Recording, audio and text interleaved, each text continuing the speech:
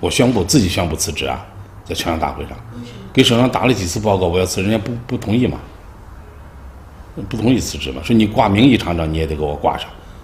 后来我就把厂里班子跟省长要求把班子重新调整了，弄了一批年轻人起来，然后我开了个全省大会，自己宣布辞职。发生什么事情？没有啥，就是到期了嘛。我4年一期，我任了5年了嘛。我不想当，我是个导演嘛，我又不是当官的。4、5年我拍了1部片子，对不对？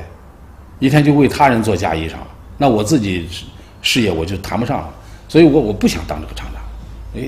那个当官烦得很嘛，那个很难当啊，那个官。你想干事，他有人不让你干。Despite Wu Tianming always want to make more films during his lifetime, but there were always something holding him back. Maybe it is the historical context, or his own fate that he cannot extricate from. In his whole life, he only made 7 films. Even if he wanted to resign his job as the chief of the Xi'an Film Studio, he had made great contribution to the Xi'an Film Studio and Chinese films in the 1980s. 如果没有他，就没有当时中国电影的复兴。过去啊，都说这个中国电影的复兴是从新厂起的，其实是从他那儿起的。要没有他的这个一手这个推助啊，他的一手扶持，中国电影的复兴不可能存在的。Wu Tianming was acknowledged as the godfather of the 5th generation of Chinese filmmakers. When international attentions came upon Chinese films in the 1980s, Xi'an Film Studio encouraged the 5th generation filmmakers to make films that were acclaimed by the Chinese cinema goers and the Western art house cinema audiences. Under Wu Tianming's stewardship, Zhang Yimou's Red Sorghum, Chen Kaige's King of the Children, Tian Zhuangzhuang's Horse Thief, and Huang Jianxin's The Black Cannon Incident were consequently produced. By the time, Xi'an Film Studio was a state-run facility in the capital of Shanxi Province, and Wu Tianming was the head of the film studio from 1983 to 1989. In the early 1960s, Wu was enrolled at the Xi'an Film Studio filmmaking training program. The Cultural Revolution, which brought severe setback and heaviest losses to China, was ended in the 1970s. In the 1974, Wu Tianming studied filmmaking in Beijing Film Academy. He then returned to Xi'an Film Studio after graduation. Due to the shortage of the budget, it was competitive and risky for young filmmakers to direct films on their own. So he was required by the studio to co-direct the film with other filmmakers. In 1979, he co-directed the film Blood Ties. The Blood Ties was heavily criticized at that time for its unrealistic storytelling. He learned from it, and his understanding of film aesthetics possibly influenced many of his decisions later on when he was in charge of the Xi'an Film Studio. In 1982, after working in Xi'an Film Studio for more than 20 years, he finally got his first chance to make the film River Without Voice. 1 year later, Wu Tianming was assigned to be the chief of the Xi'an Film Studio. This is also the year when the 5th generation filmmakers graduated from Beijing Film Academy. He was the youngest leader of the film studio back then. Maybe because of the difficulties he had been through, he deeply understood how hard for a young filmmaker to have a chance to make the first film under such circumstances. In the 1980s, China began the transition to market socialism, built up the economy through industrial expansion and exports. Xi'an Film Studio was state-owned enterprise, so the director of the studio was fully responsible for everything of the enterprise. 西影厂当时很困难，没有资金，因为随着转型以后，过去不是都计划经济吗？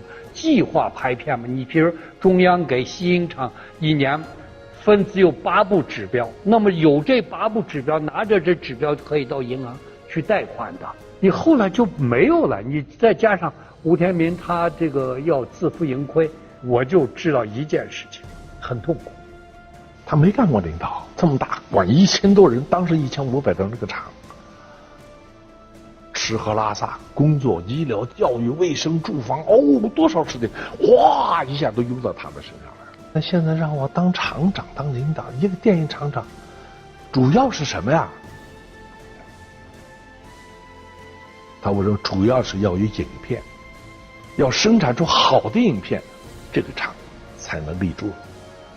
It is hard to imagine how difficult it was when there were 1,800 employees working in the Xi'an Film Studio. Before Wu Tianming was assigned to the Xi'an Film Studio, among state-owned studios, Xi'an Film Studio had the lowest copy selling record. However, in 1983, the number of the films produced by Xi'an Film Studio rise up to be the highest, and these films won over 100 international and national prizes. Wu Tianming's determination and reform measures largely changed the status of the Xi'an Film Studio in the 1980s. Between 1950s and 1980s, Chinese films were functioned as moral and political education product, especially during the Cultural Revolution. Many filmmakers did not even have chance to make films. After the 1980s, this circumstance started to change.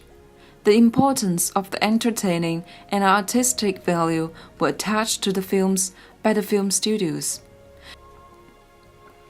Wu Tianming was a determined leader. He supported the filmmakers to explore the art house filmmaking, and he also encouraged the filmmakers who pursue the entertaining and economic values of the films. He made staff incentive regulations to financially encourage the filmmaker of the highest grossing films and award-winning films. Under the planned economic system, the director of the studio was the only person who had the right to decide which filmmaker can make films. Wu Tianming was a filmmaker himself, so he was very careful in this decision-making.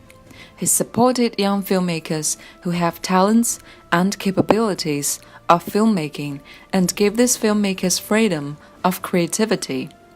When the fifth-generation filmmakers graduated from Beijing Film Academy, he encouraged them to independently direct their first films. By the planned economy period, the average age of the department leaders in the studio was 50. He retired the old leaders and promoted the young people to enhance the efficiency of the management of the studio. Wu Tianming was aware of the importance of the film cultural exchange at the film festivals and the networking with the film scholars. Between 1987 to 1988, he organized the Chinese filmmakers team and brought their films to visit overseas international film festivals and film institutions. The Xi'an studio had their own magazine as a platform for discussion between scholars, critiques, and screenplay writers. Wu Tianming changed the magazine's name into Northwest Film to promote the West films which were produced by Xi'an Film Studio. Sooner, it was embraced by the audiences and the readers. He also encouraged the staff to attend skill trainings, and he organized English learning class within the studio. Because during the Cultural Revolution, many staff did not have chance to study professional skills. In only 6 years, Wu branded the image of the Xi'an Film Studio and paved the way for the fifth-generation filmmakers to step into global stages. However, when everything went well, he decided to quit his job because what he really wanted was to be a filmmaker rather than a producer. Sadly, during the 1989 Tiananmen Square protest, he was in the US and not able to come back to China. We did not know what really happened, but he became restless as a video store owner until he came back to China in the 90s. Afterwards, he made a few films, but the market economy had changed the Chinese film industry, As a filmmaker, he missed too many precious opportunities.